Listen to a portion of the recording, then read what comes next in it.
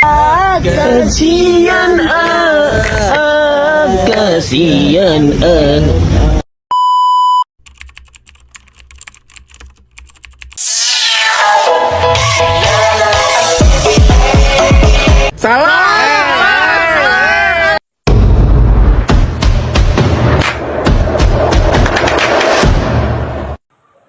Rehan, udah gimana ya?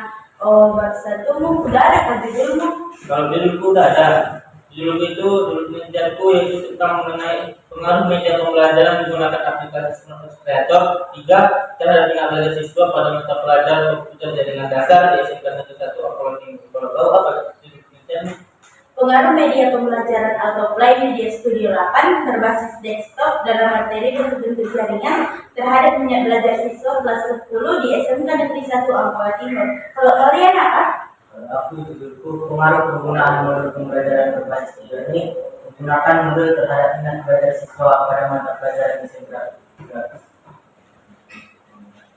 Kalau kau Kelvin, apa yang mendasari kau mengambil itu di tempat penelitian? Berdasarkan hasil observasi awal yang saya lakukan di SMK Negeri 1 Ampel Timur, saya menemukan bahwa meskipun teknologi sudah diperkenalkan pada siswa dalam pembelajaran, tidak semua siswa ini memiliki minat belajar yang tinggi. Jadi setelah saya meneliti, saya ingin memperkenalkan penggunaan media Autoplay Media Studio 8 untuk meningkatkan minat belajar mereka. Jadi kalau kamu, karena apa kamu mengambil judul tersebut?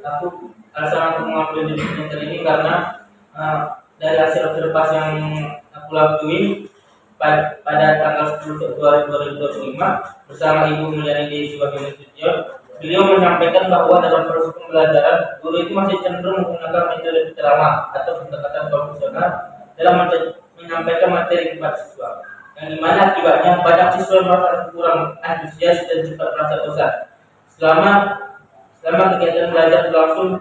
Hal ini mengarah pada rendahnya minat belajar siswa yang juga dipengaruhi oleh keterbatasan penggunaan media pembelajaran yang bervariasi dan benar. Kalau kalian apa alasan memilih judul penelitian itu? Kalau aku awalnya memang tertarik sama pembelajaran digital, apalagi kita di bidang pendidikan vokasi ini butuh yang namanya inovasi dalam cara mengajar. Terus aku mulai kepikiran buat pakai modul, soalnya dia udah banyak dipakai buat LMS atau learning management system di bidang pendidikan. Pas aku observasi ke SMK, aku nemu masalah yang pertama itu komputernya terbatas, yang dipakai gantian sama semua jurusan apa yang paling apa cuma DP. Yang kedua, metode pembelajaran dari guru itu masih konvensional, jadi murid itu jadi gampang bosan. Dari situ mulai aku berpikir gimana kalau aku buat solusi yang bisa bantu guru ngajarin desain gratis tanpa lebih interaktif tanpa harus bergerak bersama lain. Jadi aku pilih modul pembelajaran berbasis e-learning sebagai solusi. Kalau kan apa yang kau dapat dari hasil wawancara? Jadi di hasil wawancara ini terdapat ada kondisi idealnya, faktanya, upaya, sama solusi. Jadi kondisi ideal yang saya harapkan di situ adalah lab laboratoriumnya sangat memadai, pembelajarannya lebih interaktif, kemudian akses internetnya di sana lumayan tinggi lah. Tetapi fakta yang saya dapatkan di situ, teknologi belum sepenuhnya meningkatkan minat belajar siswa.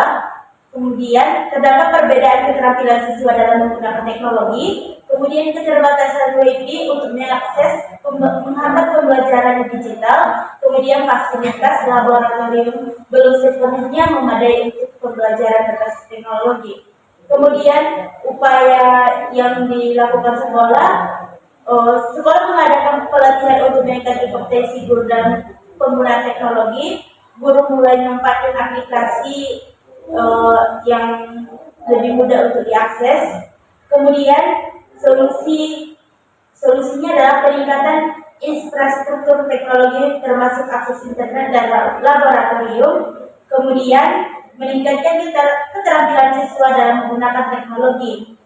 Jadi kalau kamu Rehan, Kalau aku banyak kita ketahui kan idealnya sekolah berjurusan itu seharusnya sudah mengadopsi teknologi pembelajaran yang canggih, kan, metode yang inovatif dan media interaktif untuk mendukung proses belajar siswa. Tapi dari hasil yang aku dapatkan selama observasi itu, proses pembelajaran itu masih menggunakan metode konvensional seperti yang saya aku bilang tadi, seperti metode ceramah, PowerPoint, yang sangat mempengaruhi minat belajar siswa dalam pembelajaran mengenai komputer dan jaringan dasar. Dan untuk mengatasi masalah ini, aku menganjurkan pada pihak sekolah untuk menggunakan media pembelajaran Smart Creator untuk meningkatkan minat belajar siswa dalam proses pembelajaran. Karena penggunaan media pembelajaran ini melalui aplikasi Smart Creator dapat membuat proses pembelajaran menjadi lebih menarik dan menyenangkan bagi siswa. Kalau kalian bagaimana? Kalau aku dari sebelum wawancara kondisi ideal itu sekolahnya punya fasilitas yang cukup. Contohnya kayak laboratorium komputer yang bisa diakses secara mudah. Kemudian itu lebih baik dalam mengajar supaya memberi bosan. Tapi hasil yang aku dapat laboratoriumnya itu cuma satu, dipakai gantian juga, dan gurunya masih pakai metode konvensional. Jadi nanti jelas lah kalau ada masalah di akses fasilitas dan metode pembelajaran yang bisa berpengaruh sama minat belajar siswa. Solusi yang kalian dapat Kalau aku solusinya aku dapatkan itulah seperti yang aku katakan tadi, menggunakan media pembelajaran Smart Creator untuk mengatasi dan meningkatkan minat belajar siswa. Itulah agar lebih bervariatif dan inovasi. Karena siswa sekarang seperti yang kita ketahui, kalau belajar seperti metode ceramah kan cepat bosan. Jadi itulah berkurang minat belajar mereka. Maka aplikasi ini mungkin bisa menambahkan minat belajar mereka dalam proses pembelajaran. Kalau kayak gimana solusinya? kalau aku sih untuk meningkatkan keterampilan siswa dalam menggunakan teknologi, kemudian dukungan dari pihak sekolah dan pemerintah untuk mengoptimalisasi pembelajaran berbasis digital itu sangat penting ya. Karena tanpa dukungan dari pihak sekolah, pembelajaran yang menggunakan teknologi sangat susah untuk diakses. Untuk landasan teori kalian udah gimana? Kalau aku landasan teori itu yang pertama itu ada teori tentang e-learning. Menurut Handayani tahun 2023, e-learning bisa meningkatkan fleksibilitas dan efektivitas pembelajaran.